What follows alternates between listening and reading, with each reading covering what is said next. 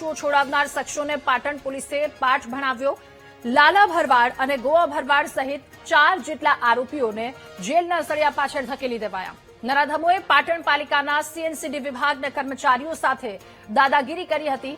જો કે એ દાદાગીરી બાદ હવે કાયદાનો પાઠ ભણાવવામાં આવ્યો છે ચારેય આરોપીઓને।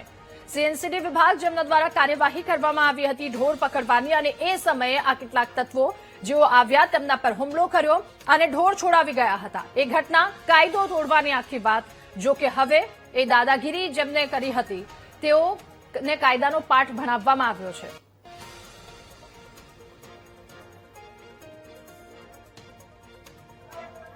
નગરપાલિકાના જે ઢોર ડબ્બાના ઇન્ચાર્જ ક્લાર્ક છે તેમના પાસે કાયદેસરની ફરિયાદ નોંધણી કરાવવામાં આવી અને એફઆઈઆર થઈ પણ ગઈ છે।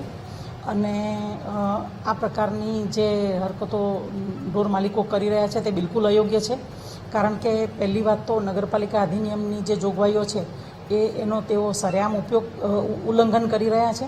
અને ઉપરાંત જે નામદાર કોર્ટની માર્ગદર્શિકા છે એ માર્ગદર્શિકા અનુસાર પણ તેઓ ચાલતા નથી।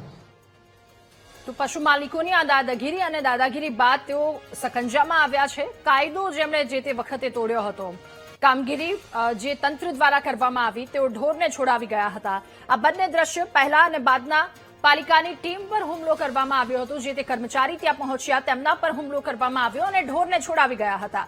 જો કે ત્યારબાદ આરોપીઓ પોલીસના સકંજામાં આવ્યા છે। સીએનસીડી વિભાગ પાસેથી પશુઓ છોડાવી ગયા હતા એ 4 વ્યક્તિ કે જેના પર કાયદાનો સકંજો કસાયો છે।